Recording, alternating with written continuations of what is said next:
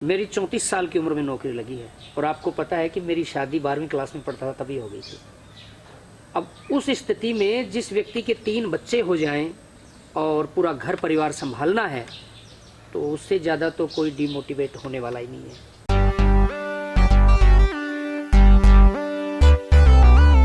Hi friends, hello to everyone, कैसे हैं आप सब।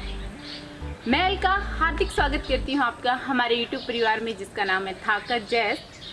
तो इंटरव्यू की सीरीज़ में और जो प्रिपरेशन की सीरीज़ में है उसमें आज हम नया वीडियो लेके आ रहे हैं जो कि पीजीटी का है। तो आज मेरे साथ में है हमारे स्कूल से श्री अजीत कुमार सिंघल सर जो कि पीजीटी हिंदी के पद पे कार्यरत हैं। तो सर से पूछेंगे कि सर ने प्रिपरेशन कैसे की थी और कौन कौन सी बुक्स पढ़ी थी, कौन से प्रैक्टिस सेट्स लगाए थे और कैसे जो टाइम था उसको भी मैनेज किया था। तो ये सब क्वेश्चन सर से हम पूछने वाले हैं। तो सर सबसे पहले तो मैं अपने चैनल पे आपका बहुत बहुत स्वागत करती हूँ। धन्यवाद मैडम। जी सर। तो सर सबसे पहले आप अपने बारे में थोड़ा बता दीजिए। हाँ, मैं अजीत कुमार सिंघल राजस्थान के सीकर डिस्ट्रिक्ट का रहने वाला हूँ। जी। मैंने अपनी प्रारंभिक जो पढ़ाई थी वो अपने छोटे से गांव में की। उसके बाद कॉलेज की जो पढ़ाई थी बीकानेर शहर में जाकर की। वहीं से बीए की डिग्री लेने के बाद प्राइवेट मैंने एमए किया और उसी दौरान रोज़गार की तलाश में मैं जवाहर नवोदय विद्यालय में 2010 में कॉन्ट्रैक्चुअल टीचर के रूप में काम करना शुरू किया। 2018 अप्रैल तक मैंने नवोदय में काम किया। इसी दौरान पीजीटी हिंदी के लिए केंद्रीय विद्यालय में वैकेंसी निकली और इसमें मैंने फॉर्म डाला। यहाँ मेरा सिलेक्शन हो गया, तो इस तरह से मैं यहाँ पहुँच गया। जी। और सर की एक बात और बताने में भूल गई थी जो कि सर ने भी नहीं बताई। सर हिंदी से नेट भी क्वालिफाई है, तो ये भी बहुत ही गौरव की बात है हमारे लिए। तो सर जब आपने केवीएस पीजीटी की प्रिपरेशन करना स्टार्ट की, चलो प्रिपरेशन तो बाद में आएगी, सबसे पहले तो यही स्टेज आती है कि कौन इसके लिए फॉर्म अप्लाई कर सकता है। इसके लिए मैडम बीए, एमए और बीएड ज़रूरी है। बीए में आपके अगर 50% अंक हैं, लेकिन वो भी तीनों साल में, फर्स्ट ईयर, सेकंड ईयर और फाइनल ईयर, तीनों में 50% होना चाहिए संबंधित विषय में। जैसे हम बात करते हैं हिंदी की, तो हिंदी में हमारा फर्स्ट ईयर में भी 50% होना चाहिए, सेकंड ईयर में 50% होना चाहिए और फाइनल ईयर में भी। फिर तीनों को जोड़कर तीनों साल का एग्रीगेट करके उसका भी 50% होना चाहिए बीए का। ठीक है। ऐसे ही एमए में अगर हम देखेंगे तो दोनों साल का मिला करके उसके 50% होना चाहिए, तो वो व्यक्ति भर सकता है। बीएड होना ही चाहिए। बीएड होना ही चाहिए। तो ये तो हो गया कि कौन फॉर्म अप्लाई कर सकता है। सेकंड सर आता है इसमें आयु सीमा वाला। 40 वर्ष तक व्यक्ति इसमें अप्लाई कर सकता है। 40 वर्ष तक अप्लाई कर सकता है। अब हमने फॉर्म भी अप्लाई कर दिया है जी, एज भी हमारी है, तो उसके बाद जो नेक्स्ट स्टेप आता है वो ये है कि तैयारी कहाँ से शुरू करें और कैसे शुरू करें, क्योंकि जैसे कि आप देखते हैं केवीएस सिर्फ हमें 2 से 3 महीने देता है। तो सर पहला क्वेश्चन तो यही है कि क्या 2 से 3 महीने तैयारी के लिए सफिशिएंट हैं? मेरा ये मानना है कि 3 महीने काफ़ी हैं अगर मन लगा करके तैयारी करें तो जी। इसके लिए आपको अपना टाइम टेबल निश्चित करना पड़ेगा, दिन भर की आपकी दिनचर्या फिक्स करनी पड़ेगी, तब जा करके आपका पूरा सिलेबस कवर हो पाएगा, अन्यथा नहीं होगा। तो ये तो आपने सर बता दिया कि टाइम इनफ है। अब सेकंड क्वेश्चन जो अराइज होता है वो ये है कि क्या हमें खुद से तैयारी करनी चाहिए या फिर जो कोचिंग इंस्टीट्यूट है उनकी हेल्प लेनी चाहिए? इनमें से सबसे बेस्ट ऑप्शन कौन सा है? हाँ, देखिए कोचिंग भी बहुत सारे लोग करते हैं, लेकिन आप कोचिंग में जा रहे हैं और घर आकर के पढ़ाई नहीं कर रहे हैं। कोचिंग में रहेंगे तो आप जुड़े रहेंगे। जी सर। लेकिन मैंने ज़िंदगी में कभी कोई कोचिंग नहीं की जी। कोई कोचिंग नहीं की, मेरी सेल्फ स्टडी थी। और आपको बता दूं कि नवोदय विद्यालय में रहते हुए मुझे बिल्कुल भी टाइम नहीं मिलता था। मेरा सुबह 5 बजे से कार्य स्टार्ट होता था और शाम को 10 बजे मैं फ्री होता था।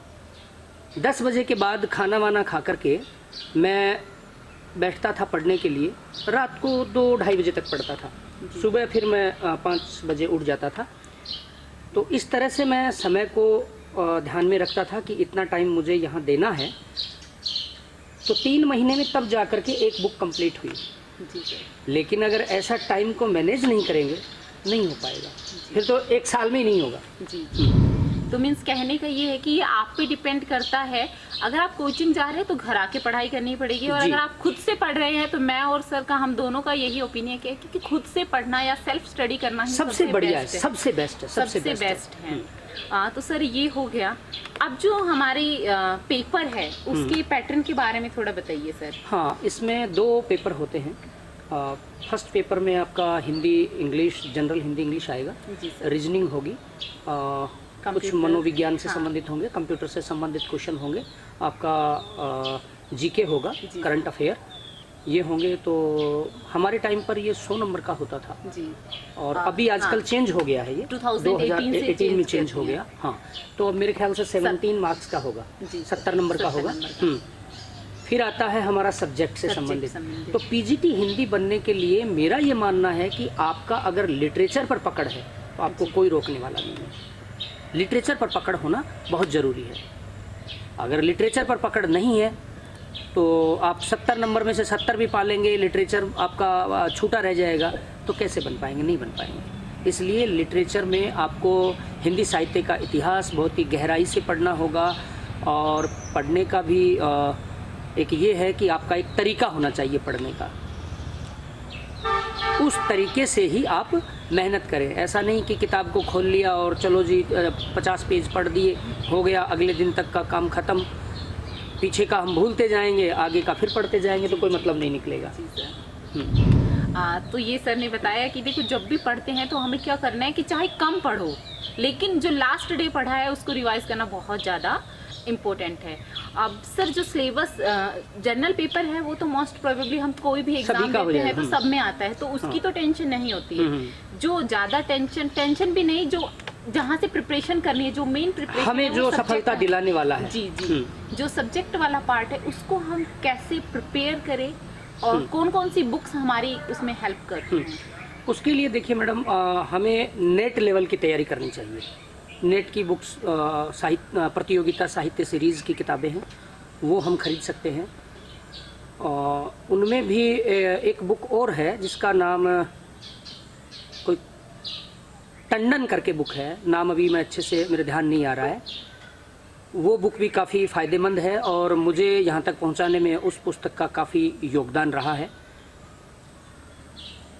उसके बाद हमें पढ़ना कैसे है, तैयारी कैसे करनी है। एक दिन में आपने 100 क्वेश्चन पढ़े, 100 क्वेश्चन पढ़ने के बाद आप अगले दिन उन्हीं 100 क्वेश्चन को लिखकर या उसी समय 1 घंटे में लिखें उसे, और चेक करें कि मैंने कितने क्वेश्चन सही ठीक किए हैं कि नहीं किए। ऑब्जेक्टिव हैं, 100 को लिख लिया, 100 को लिखने के बाद आप अपना सेल्फ टेस्ट करेंगे। मान लीजिए आपने 70 ठीक कर दिए, 70 अगर आपके क्वेश्चन ठीक हो रहे हैं, 30 आपके गलत हो रहे हैं, तो आप 30 को देखें कि कहाँ गलती हुई है, मुझे क्या नहीं समझ में आया। उन 30 को अगर आप देखते हैं तो वो आपके पक्के हो गए। अगले दिन फिर 100 क्वेश्चन पढ़ने हैं, अगले दिन से फिर आप देखेंगे कि वो 100 क्वेश्चन आप फिर लिखेंगे। अब आपके पास 200 क्वेश्चन होते हैं, तो आपका टाइम बढ़ जाता है। फिर आप आधा घंटा 1 घंटा लेकर उन क्वेश्चन को लिखेंगे। अब आपका फिर टेस्ट लेंगे खुद। ऐसे आप 200 क्वेश्चन में से कितने ठीक कर पा रहे हैं, आपका परसेंटेज बढ़ता जा रहा है कि नहीं बढ़ता जा रहा। 100 क्वेश्चन अगर डेली के लेते हैं, 1 महीने में 3000 क्वेश्चन होते हैं। और मेरा ये मानना है कि जिस व्यक्ति ने 3000 क्वेश्चन कर लिए उसे कोई रोकने वाला नहीं है। तो ये सर ने स्ट्रेटेजी बताई और ये बहुत ही अच्छी है, इफेक्टिव भी है। कि देखो सर ने ये कहा कि एक दिन में आपने 100 किए, दूसरे दिन में और अगेन आप 100 करते हैं, बट करना क्या है, आपने कर लिए करके छोड़ना नहीं है, उनको लिखना है और देन नेक्स्ट डे फिर से, मतलब टोटल फर्स्ट डे और सेकंड डे के दोनों लिखने हैं। ठीक है सर, ये बहुत ही मतलब बहुत इफेक्टिव वे है ये पढ़ने का। अब थोड़ा सर सिलेबस के बारे में बताइए कि क्या क्या सिलेबस है, क्या क्या आता है बेसिकली इसके अंदर, जो आपका सब्जेक्ट वाला पार्ट है। सब्जेक्ट में जी, हिंदी साहित्य के इतिहास का जो पार्ट है उसमें सबसे पहले हम वीरगाथा काल से ले लेते हैं। वीरगाथा काल से स्टार्ट करेंगे, थोड़ा थोड़ा पढ़ते चलेंगे। उसके बाद में चारों काल जो हैं, वीरगाथा काल हो गया, भक्ति काल हो गया, रीतिकाल हो गया, आधुनिक काल हो गया। तो हमें ज़्यादा रीतिकाल में मुख्य जो हमारे कवि हैं, साहित्यकार हैं, उन पर ध्यान देना चाहिए।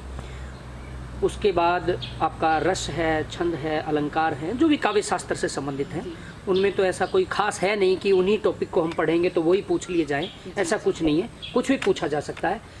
मुख्य बात यह है कि हिंदी साहित्य के इतिहास को आपको अच्छे से पढ़ना है, वही आपको सफलता दिलाएगा। और एक बीच में मैं बात और कह दूं कि नेट के 15 साल के जो पेपर हैं, वो पेपर एक बार आप ज़रूर सॉल्व करें, वो आपको ज़्यादा सहायता देंगे आपका पेपर क्लियर करवाने में। आपको पता भी चलेगा कि किस तरह के क्वेश्चन आते हैं, क्योंकि नेट का स्टैंडर्ड हाई होता है। आप पीजीटी की एग्ज़ाम देंगे, निश्चित रूप से आपको उसमें फ़ायदा होने वाला है। तो सर मैंने यहाँ पे कुछ 3 पॉइंट्स लिखे हैं जी। जैसे कि पहला ये है लेखन कौशल और पत्रकारिता वाला भी। हाँ, ये भी आएगा, अभी इसको भी जोड़ दिया है। तो 12वीं क्लास जो है, एनसीईआरटी की जो बुक है, 12वीं क्लास की और 11वीं क्लास की जो पुस्तक है वो ले लें, वो सबसे ज़्यादा बढ़िया होगी, उसी में पढ़ लें, हो जाएगा। अब इसी में ही फर्दर दिया गया प्रिंट माध्यम, ये सारे के सारे आ जाएंगे मैडम। लेखन कौशल और प्रिंट माध्यम भी हो जाएगा, रिपोर्ट लेखन भी हो जाएगा, पत्रकारिता, फीचर, विज्ञापन, इलेक्ट्रॉनिक मीडिया, ये सब उसी में आ जाएंगे। जैसे मैंने काव्य शास्त्र की बात की थी, बीच में आपने लिख भी रखा है, व्याकरण से रिलेटेड छंद हो गया, रस हो गया, अलंकार हो गया, ये सारी चीज़ें पढ़नी ही पड़ेंगी। लेकिन इनका पार्ट जो होता है वो कम होता है, सबसे ज़्यादा आपको साहित्य का ध्यान देना है। जी। तो यहाँ पे जो लेखन कौशल वाला जो अभी ऐड किया गया है, उसको आपको एनसीईआरटी की 11 और 12 बुक से प्रिपेयर करना है।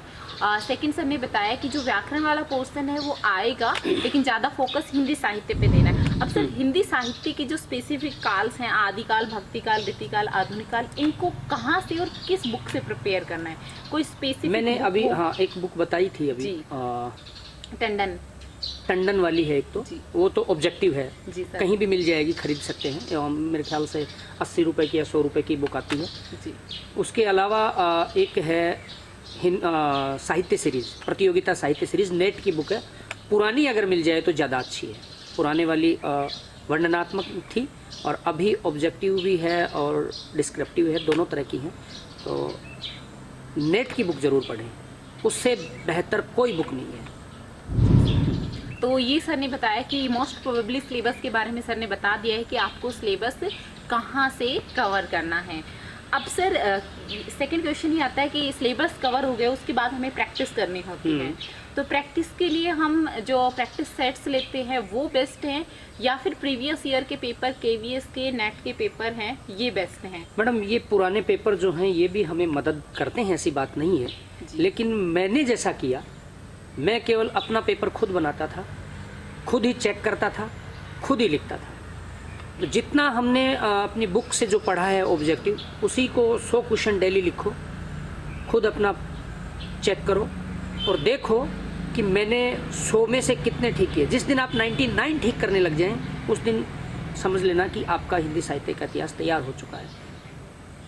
यही सबसे बड़ा फॉर्मूला है। बाकी तो आप नेट के भी मैंने बताए हैं कि नेट के भी आप 15 साल के पेपर ला सकते हो, केवीएस के पुराने पेपर भी ले सकते हो, उनमें से भी 5-4 क्वेश्चन तो वैसे भी रिपीट हो जाते हैं, मिल जाते हैं।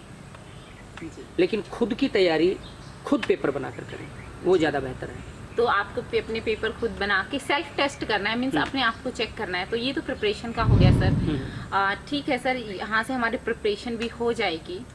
अब जब प्रिपरेशन हो जाती है तो जब एग्जाम देने जाते हैं तो एक नर्वसनेस होती है, उसको कैसे हैंडल किया जाता है? क्योंकि हम जब एग्जाम देने जाते हैं तो बहुत दिमाग में रहता है, पता नहीं कैसा होगा, क्या होने वाला है, कितना टफ पेपर आएगा। देखिए मैडम, वो जब होता है ना कि हमारी तैयारी में कहीं कमजोरी है जी। अगर हमारी तैयारी में कमजोरी नहीं है, आपको अंदर से ये फील होना चाहिए। कहते हैं मन के हारे हार है, मन के जीते जीत। आपके मन में अगर ये विश्वास है कि चाहे जैसा भी पेपर आए मुझे करना है और मैं इसे सही करूँगा, तो डरने की तो कोई बात ही नहीं है। आपके पास तो कुछ है ही नहीं। मैं तो एग्जाम देने जाता था तो मैं ये सोचता था कि मेरे पास तो कुछ है ही नहीं खोने के लिए, पाने के लिए सारा संसार पड़ा है। तो कभी भी इस प्रकार की मानसिकता ना बनाएं कि परीक्षा देने जा रहा हूँ, पता नहीं क्या होगा, कैसे होगा, मैं फेल हो जाऊँगा। नहीं, एग्ज़ाम करवाने वाले हमें नौकरी देने के लिए एग्ज़ाम करवा रहे हैं, ना कि हमारा बुरा करने के लिए। इसलिए मेरा तो सभी से यही कहना है कि एग्ज़ाम हॉल में जाएं, एकदम फ्री माइंड जाएं और जितना आता है उसे करें। जी सर। तो सर आपने प्रिपरेशन का बता दिया, आप नर्वसनेस को कैसे हैंडल करें ये भी बताया। लास्ट में जो अभी एस्पिरेंट्स है जो कि फिलहाल तैयारी कर रहे हैं, जो एक तैयारी के दौर में, क्योंकि हम भी उस स्ट्रगल फेज से निकल के अभी हम पार आ चुके हैं, तो उनके लिए आप क्या मैसेज देना चाहेंगे? कि वो किस तरह से तैयारी करेंगे। हाँ, मीन्स कई बार डिमोटिवेट भी हो जाते हैं, तैयारी कर रहे हैं, सिलेक्शन नहीं हो रहा। मैं बता दूं मैडम, मैंने होता है, मेरी 34 साल की उम्र में नौकरी लगी है और आपको पता है कि मेरी शादी 12वीं क्लास में पढ़ता था तभी हो गई थी। अब उस स्थिति में जिस व्यक्ति के 3 बच्चे हो जाएं और पूरा घर परिवार संभालना है, तो उससे ज़्यादा तो कोई डिमोटिवेट होने वाला ही नहीं है।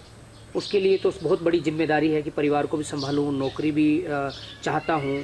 तो ऐसे में व्यक्ति को यही सोचना चाहिए कि परिवार एक तरफ है, दूसरी तरफ मेरी नौकरी, मुझे ये करना है। अगर मैं ऐसा नहीं कर पाया तो बाकी काम तो करने ही है।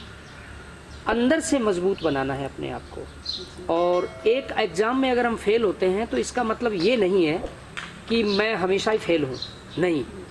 वो फेल होना आपको ये सिखाएगा कि मेरी कमियां क्या रह गई और उन कमियों को देख करके हमें सुधार करना चाहिए, निश्चित रूप से सफलता मिलेगी। सो थैंक यू, इतने अच्छे तरीके से आपने धन्यवाद बताया। तो आप सभी भी जो सर ने बताया उन चीज़ों को फॉलो करना और बी पॉजिटिव। अगर आप जिस दिन आपने सोच लिया कि मुझे टीचर बनना है या KVS PGT में आना है, उस दिन सोचो आधी जंग तो आप खुद ही जीत लेते हैं, बाकी जो जंग है वो आपको पढ़ाई करके हासिल हो जाती है।